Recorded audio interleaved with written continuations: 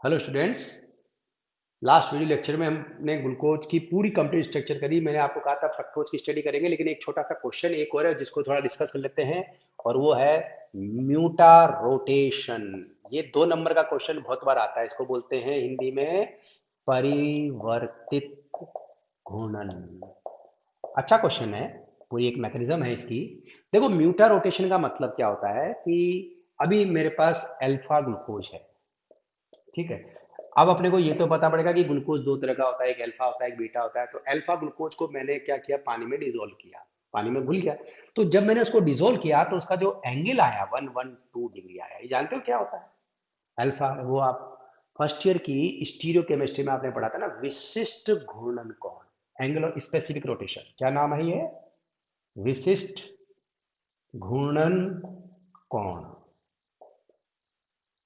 Angle of specific rotation. Stereo chemistry का part है। अरे, कोई भी सब्सटेंस पे जब आप लाइट डालते हो तो लाइट को जिस एंगल से रोटेट करता है वो क्या लगता है? विशिष्ट घूर्णन कोण। पता है, फर्स्ट ईयर में था ना।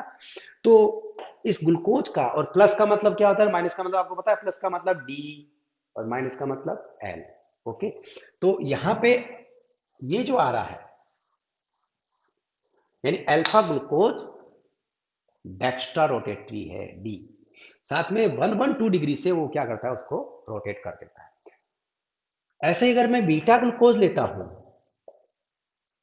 तो बीटा ग्लूकोज को जब मैंने डिसोल्व किया पानी में तो उसका जो एंगल आया +19 डिग्री आया। देखो, दोनों के एंगल जो है वो क्या है, अलग अलग।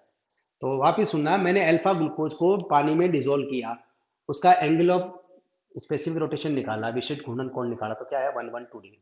थोड़ी देर बाद वापिस अगर मैं कैलकुलेट करूं, यानी कि ताजा के अंदर तो ये आ रहा है, लेकिन कुछ समय पश्चात ये एंगल जो है वो 50, ये कितना रह जाता है, ये एंगल आपके आ जाएगा अप्रोक्सीमेटली, चेंज होकर के +52.4 डिग्री के आसपास आ जाता है। ऐसा कैसा है? बीटा के साथ होता है। बीटा का ताजा जब सॉल्यूशन बनाया, बीटा ग्लूकोज को फ्रेश वाटर में डिसोल्व करके, जब हम फ्रेशली प्रिपेयर्ड होते हैं, जब ताजा बना हुआ जो सॉल्यूशन होता है, उसका एंगल 19 डिग्री होता है। लेकिन थोड़े समय बाद, आफ्टर सम टाइम, ये एंगल 52 हो जाता है। तो अल्फा में भी ऐसा ही हो रहा है, बीटा में भी हो रहा है। तो समय के साथ घूर्णन कोण में परिवर्तन होना ही क्या कहलाता है? परिवर्तित कोण। शब्द को पकड़ो, इंग्लिश में तो मीटर, हिंदी में ज्यादा परिवर्तित है ना, समय के साथ। तो अब इसकी परिभाषा समझ में आई क्या हुई, कि जब ताजा कार्बोहाइड्रेट के ताजा बने हुए विलियन, freshly prepared solution of carbohydrate का विशिष्ट घूर्णन कोण समय के साथ बदलना ही परिवर्तित घूर्णन या म्यूटा रोटेशन कहलाता है। ठीक है, the angle of specific rotation changes with respect to time is known as mutarotation. Okay, तो ये हो क्यों रहा है, ऐसा कैसे? फ्रक्टोज के लिए आप एग्जांपल है, मैं आपको क्वेश्चन दे रहा हूं। यहाँ पे अल्फा फ्रक्टोज लेंगे, उसका एंगल कितना है। ऐसे यहाँ पे बीटा फ्रक्टोज भी आएगा, तो उसका एंगल क्या है। और जब वो ताजा में है कितना है, और जब आप उसको रख देते हो तो फिर इसका एंगल, ये मैं लिख देता हूं -40 डिग्री। तो ये माइनस आया, इसका मतलब समझ गए आप? माइनस का मतलब ये लेवो रोटेटरी। तो फ्रक्टोज जो होता है वो लेवो रोटेटरी होता है, वामावर्ती। और जो आपका ग्लूकोज होता है वो डेक्स्ट्रो रोटेटरी होता है, दक्षिणावर्ती। ये ध्यान रखना प्लस माइनस का। तो अब ये तो आपके लिए मैंने क्वेश्चन दिया बुक में से, इनकी वैल्यू आप नोट करेंगे। तो कुल मिला के ग्लूकोज भी फाइनली कहां जाता है, और फ्रक्टोज भी फाइनली कहां चला जाता है? तो इस तरह से ये फाइनली इस वाले पोजीशन में आ जाते हैं। तो समय के साथ घूर्णन कोण जो चेंज हो रहा है उसी को हम क्या बोलते हैं, म्यूटा रोटेशन। पर ये हो क्यों रहा है, क्या कारण है, क्या वजह है? तो इसके लिए इसकी एक मैकेनिज्म दी जाती है, और वो मैकेनिज्म मैं आपको बताता हूं। बहुत अच्छा है। तो ये 2 या 3 नंबर का अलग से क्वेश्चन कई बार आता है कि म्यूटा रोटेशन क्या होता है। तो इसका रीजन है ग्लूकोज की या फ्रक्टोज की रिंग स्ट्रक्चर, वलयाकार संरचना। तो देखो, वापिस अपन उसी पॉइंट पे डिस्कस करते हैं कि ग्लूकोज रिंग फॉर्म में रहता है, अपने को भी पता है। Glucose occur in ring form, not open chain. तो ग्लूकोज में क्या होती है, रिंग बनी होती है, और वो भी कौन सी रिंग है, अपन प्रूव कर चुके हैं, 6 मेंबर रिंग होती है। 6 मेंबर रिंग है ये, है ना। तो कौन सा ग्लूकोज है ये, अल्फा डी। तो नाम लिखने की आदत डालो, तो ग्लूको, और ग्लूकोज नहीं लिखेंगे इसको, ग्लूकोज लिखते गलत हो जाएगा क्योंकि पायरेनोज है, ग्लूको पायरेनोज। ठीक है। अब होता क्या है कि जब आप इसमें पानी डालते हो तो पानी क्या है, एम्फोटेरिक है, उभयधर्मी, यानी एसिड और बेस दोनों का काम करता है यहाँ पे। तो ये क्या करता है, इस बॉन्ड को ब्रेक कर देगा, देखो। तो बॉन्ड को ब्रेक करते यहाँ पे देखो ये क्या हो गया, ये H तो यहाँ जाएगा, तो ये तो बन के हो जाएगा OH, और ये OH जो है ये OH यहाँ पे चला जाएगा, क्यों कि ऑक्सीजन माइनस है, कार्बन क्या है प्लस। तो इसमें तो एक म्यान में दो तलवार, समझ में आई आपको। एक कार्बन पे दो OH होते ही सोचे पानी, तो क्या बनेगा, कार्बन एल्डिहाइड बन जाएगा। तो ये ओपन चेन स्ट्रक्चर में कन्वर्ट हो गया। कुछ बात समझ में नहीं आई, नहीं आई ना, आती भी नहीं है तुम्हारे, आती क्या है समझ में, कुछ भी नहीं आता है, पढ़ते तो हो नहीं तुम। तो इसका रीजन ये आया कि जब आप ताजा सॉल्यूशन होता है कि ग्लूकोज रिंग स्ट्रक्चर में रहता है, जब आप उसमें जैसे पानी मिलाते हो थोड़ी देर बाद वो किस में आ जाता है, वो ओपन चेन स्ट्रक्चर में आ जाता है। इसलिए उसका जो एंगल ऑफ रोटेशन है वो चेंज हो जाता है। इसी तरह से आप बीटा का बना देना, बीटा यहाँ पे, बीटा के लिए बीटा का स्ट्रक्चर लिख देना यहाँ पे, ठीक है, वो तो आता है ना आपको लिखना।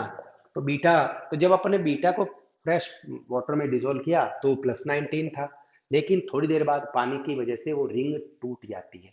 तो म्यूटा रोटेशन की जो मैकेनिज्म अपने दिमाग में आई क्या है कि ग्लूकोज या फ्रक्टोज दोनों के लिए both are in ring structure, when we dissolve in water then the ring is open, so they occur in ring form, तो they occur in open chain form, यानी खुली संरचना में आने के कारण ही इनका एंगल ऑफ रोटेशन बदलता है, जिसे हम म्यूटा रोटेशन कहते हैं। ओके, समझ में आया। थोड़ा बुक से भी पढ़ना, बुक से नहीं पढ़ते हो इसलिए आपको समझ में कम आता है। जो बच्चा मेरे न्यू वीडियो को देख करके बुक या नोट्स पढ़ लेता है उसको पूरा समझ में आएगा। और बेटा तैयार हो जाओ, क्योंकि जब कॉलेज खुलने वाले हैं इसका मतलब थोड़े समय बाद एग्जाम भी हो जाएंगे, पढ़ना तो पड़ेगा। तो आप पढ़ाई स्टार्ट कर दीजिए। हम बात करते हैं फ्रक्टोज की।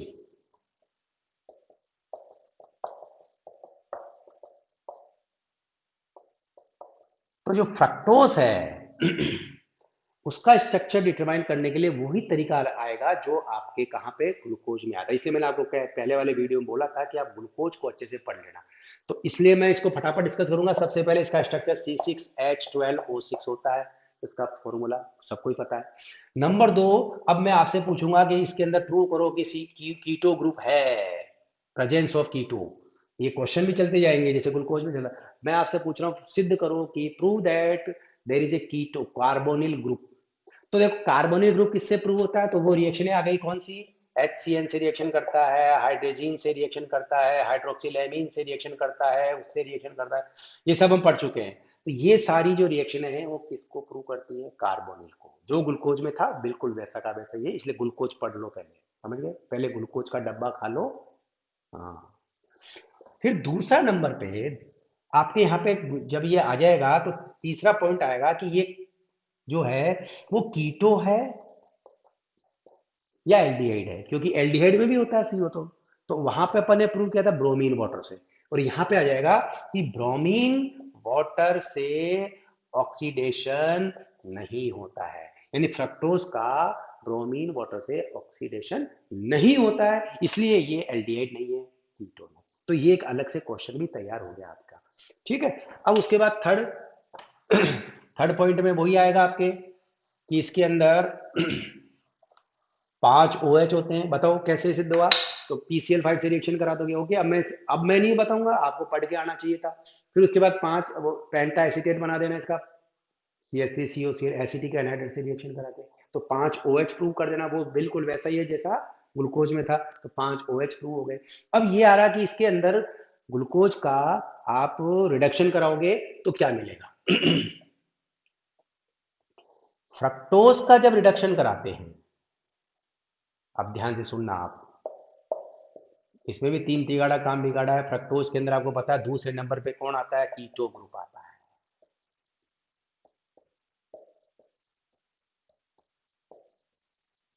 ये कौन हो गया आपका, डी फ्रक्टोज। जब आप इसका रिडक्शन कराओगे सोडियम अमलगम और पानी मिला करके, तो यहाँ पे रिडक्शन में क्या होता है, जितने भी OH है, ये CO है, CA का रिडक्शन हो जाएगा। तो कीटोन का रिडक्शन ये अपन पढ़ चुके हैं, तो बताओ क्या बनता है, देखें, बताओ कौन बच्चा बताएगा। सार्बिटोल और मैनिटोल भी आएगा, ये ध्यान देने वाली बात। तो सार्बिटोल और मैनिटोल जो बनते हैं वो दो इसके रिडक्शन से बनते हैं। इसके बाद अब 6 कार्बन की एक स्ट्रेट चेन होती है, जैसे ग्लूकोज में प्रूव किया था।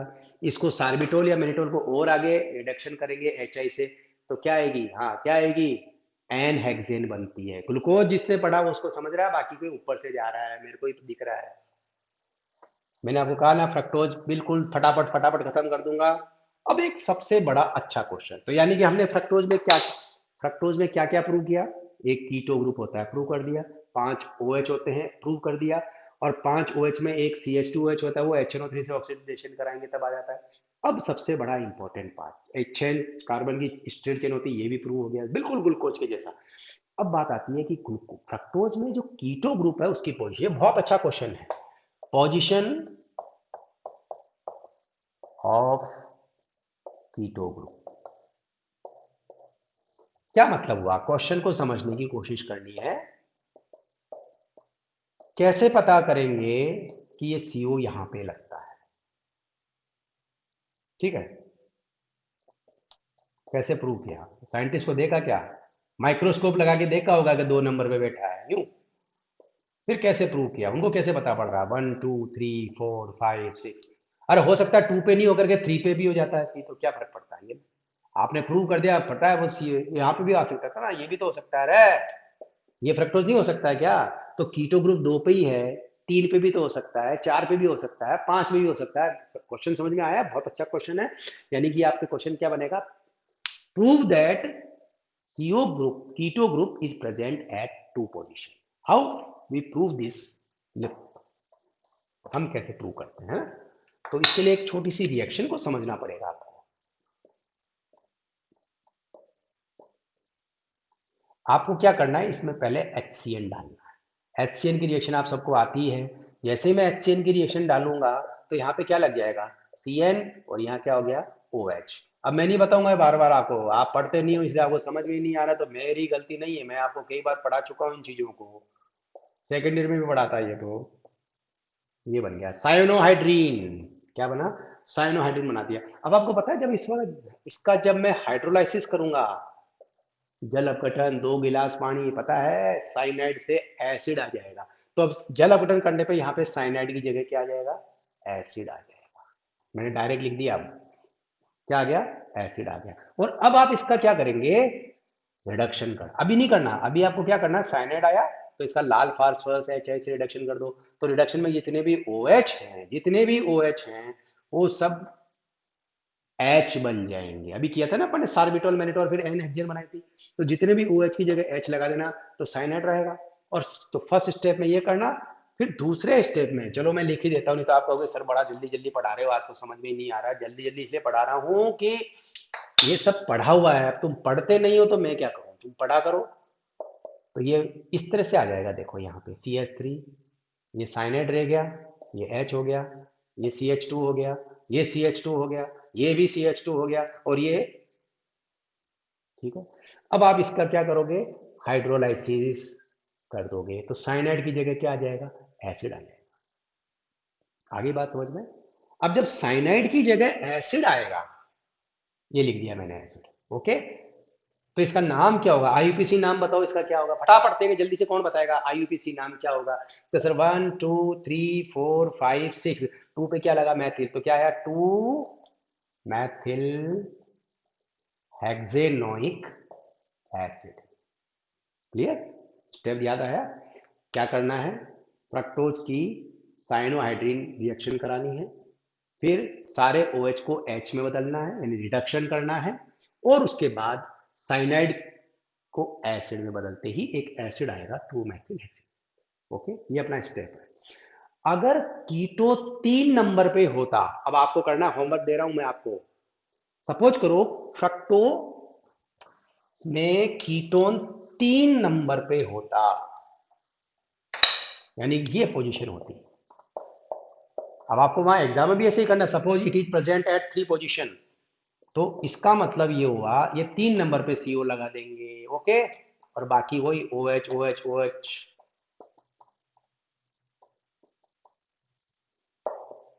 कार्बन गिन लिया करो, कई बार ज्यादा हो जाते हैं। अगर 3 नंबर पे है, वही किससे रिएक्शन कराओगे? HCl से। तो जब HCl से, तो ऊपर तो देखो वो का वही आएगा। तो ये जो कार्बन बनेगा, ये एज इट इज रहेगा, COH H। और यहाँ पे 3 के ऊपर आके साइनाइड और OH आ जाएगा। तो ये 1, ये 2, ये 3, ये 4, ये 5 और ये 6 हो जाएगा। ठीक है, यानी सेम रिएक्शन रिपीट करिए हमने, वो की वही। अब वही लाल पाथर एच डालोगे, तो वही सारे OH हटा के क्या लगा दोगे? H लगा दोगे। ठीक है। अब जब आप इसको साइनाइड को एसिड में बदलोगे, तो यहाँ पे देखो ग्रुप कौन सा आएगा? जब H और H, तो CH2 CH3, यानी एथिल आएगा। उसका नाम देखना, तो उसका नाम क्या आएगा? 1 2, तो 2 एथिल ब्यूटेनोइक एसिड बन जाएगा। समझ में आ रहा है कुछ? सेम रिएक्शन को रिपीट करना, एसिड बनेगा। लेकिन प्रैक्टिकल, अब जब हमने प्रैक्टिकल किया तो हमको 2 मैथिल हेक्सेनोइक मिलता है बजाय 2 एथिल पेंटेनोइक से। तो ये प्रूव करता है कि 2 नंबर पे ही कीटो है, 3 नंबर पे नहीं है। इट इज गुड क्वेश्चन, इसको देखना, चेक करना। Thank you.